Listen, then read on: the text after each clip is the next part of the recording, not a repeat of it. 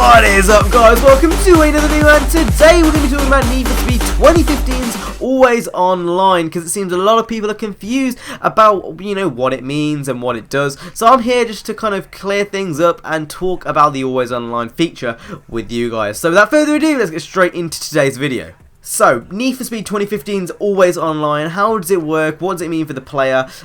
Basically, I'm going to start off with this. A lot of people have been saying, I wish Need for Speed 2015 can get an offline patch, because obviously Need for Speed World's got one, and, people are saying, oh, I wish it can get an offline patch, Now, don't get me wrong, I'm going to list some points in this video, but I still think the Always Online thing, it's annoying at most, It doesn't affect me hugely, it's annoying, I don't like it, but, I mean, if we have to live with it, we have to live with it. In no way is it dying my hype, but it seems a lot of people are confused about how the Always Online works, and, people are saying stuff like, the game's not going to be working in 20 years time. It will be, as long as EA are existing, this game will work, basically.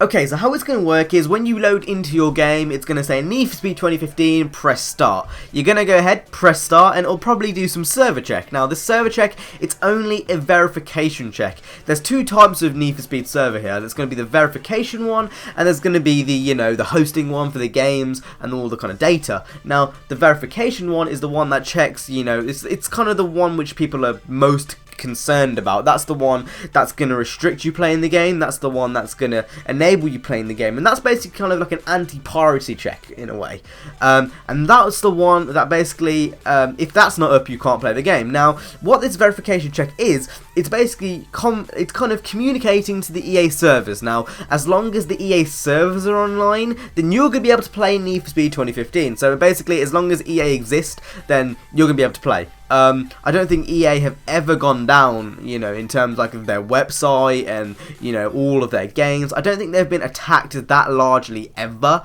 Obviously, it's possible, and obviously this can be a potential threat, which ghosts do need to think about. But as long as, you can access EA, then you are able to play Need for Speed 2015.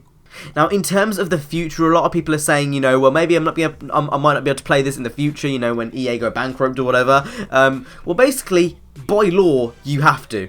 It's a law-abiding rule that, if you are sold something which is not, advertised as it was supposed to be like on day one, then you basically can sue EA. So if EA, for some reason, if you can't play Need for Speed for a prolonged amount of time, you can basically take EA to court and sue them. I think that's under some type of rights act, like it's a business advertising rights act. You can't say, you're going to be making this game with amazing customization and then not even load into the game. It's like, that's a law.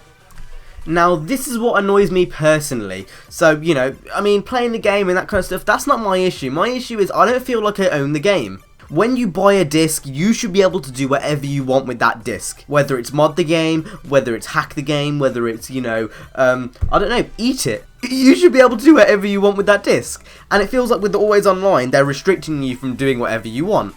Now, it has its perks, it probably has, obviously more connected and stuff, but honestly, just let the people who want those, let the people who have online have those perks, but then don't restrict the people who haven't got a good internet connection to not have those perks. For me, it doesn't affect me too much. I'm probably going to get kicked out of games every now and then, but honestly, that doesn't really bother me. Okay, I understand, if you haven't got an internet connection, then, okay, I understand where you're coming from. If for some reason, you haven't got an internet connection, you can't play, then okay, I get it. But let's face it, every single person who's watching this video has got internet.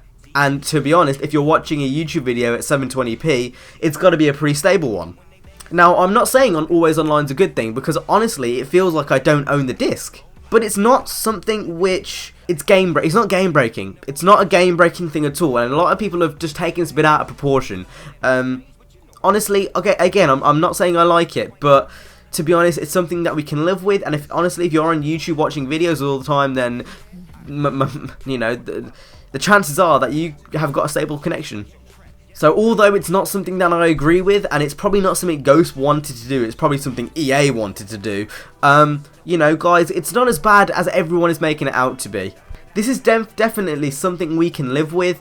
In the long term, it's probably going to get an offline patch, when the game is starting to be discontinued server-wise, so it's really nothing to worry about.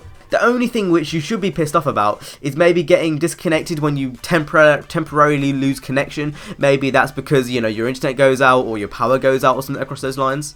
And the fact that, you know, you don't own the disc. That's really it, really. I mean, if you've got any other points, make sure to leave them down in the comments down below. But as far as I can see, those are the only things that are really going to affect me. Always Online isn't as bad as everyone's making it out to be. It's bad, but it's not that bad. Like, it could be worse. And your game's going to be playable, and I just feel a lot of it's been misconstrued. And I hopefully, you know, I've cleared up some of the information for you guys. So if you guys enjoyed, hit the like, subscribe, you know, and I'll see you guys in the next video. All my social media links are down in the description below. And again, guys, I will see you in the next one. Stay safe, guys. Peace.